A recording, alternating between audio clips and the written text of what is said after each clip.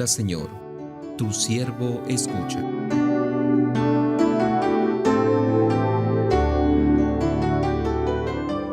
Proclamación del Santo Evangelio según San Juan. En aquel tiempo, entre los que habían venido a celebrar la fiesta había algunos griegos.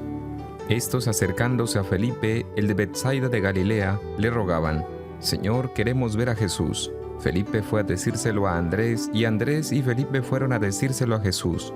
Jesús les contestó: «Ha llegado la hora de que sea glorificado el Hijo del Hombre. En verdad les digo, si el grano de trigo no cae en tierra y muere, queda infecundo, pero si muere, da mucho fruto.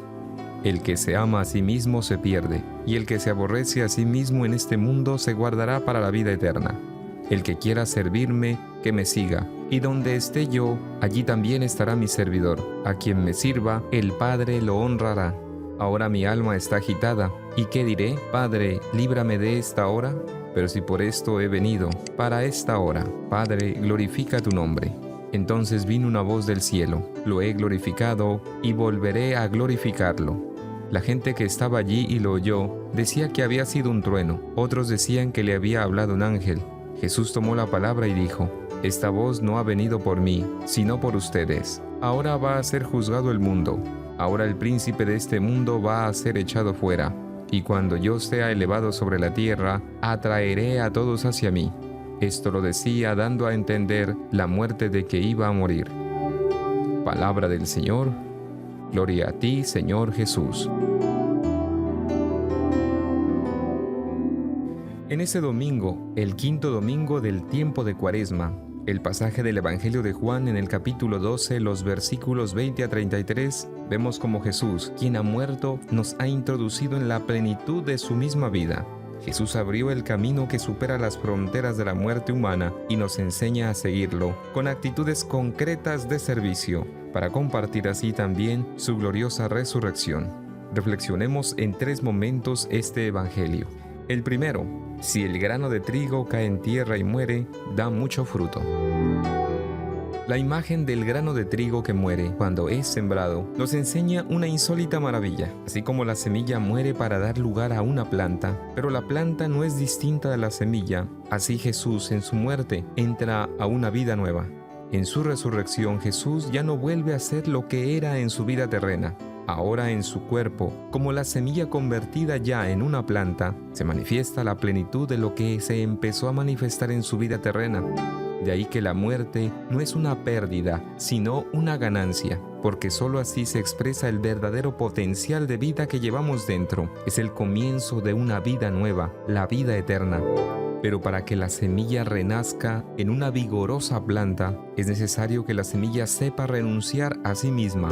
Para dejar de ser semilla y pasar a ser planta, necesita pasar por la muerte. Un segundo momento: el que ama su vida, la pierde. Con esta frase Jesús nos quiere decir que quien se busque a sí mismo y no sea capaz de abrirse a los demás, de servir a los demás, de entregar su vida al servicio de quienes lo necesitan, no encontrará la vida eterna. Quien siga el camino de Jesús debe tener en cuenta que Jesús ayudaba a quienes le suplicaban, a quienes padecían el dolor o la necesidad, e incluso dio la vida por aquellos hasta la muerte, y esto expresado en el evento de la cruz. Solo así, siguiendo el ejemplo del Señor, podrá llegar a la plena realización de su existencia en la vida, que ya no muere más.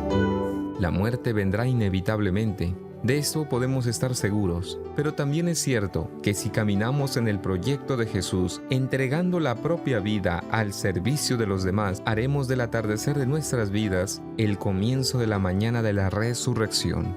Si queremos ganar la vida eterna, debemos entregarla al servicio de los demás. Un tercer momento: la muerte no es el final para el creyente. Al ponernos hoy de cara a la realidad de la muerte, no nos llenamos de desesperación, sino más bien de una profunda alegría. La fe en la muerte y resurrección de Jesús nos abre caminos de esperanza. La muerte no es el final, es más bien como lo sentían y lo celebraban los primeros cristianos, el día del verdadero nacimiento. El día en que en los brazos del buen pastor somos introducidos en la casa del Padre para el encuentro definitivo con la Trinidad Santa, encuentro que le da sentido y plenitud a toda nuestra existencia.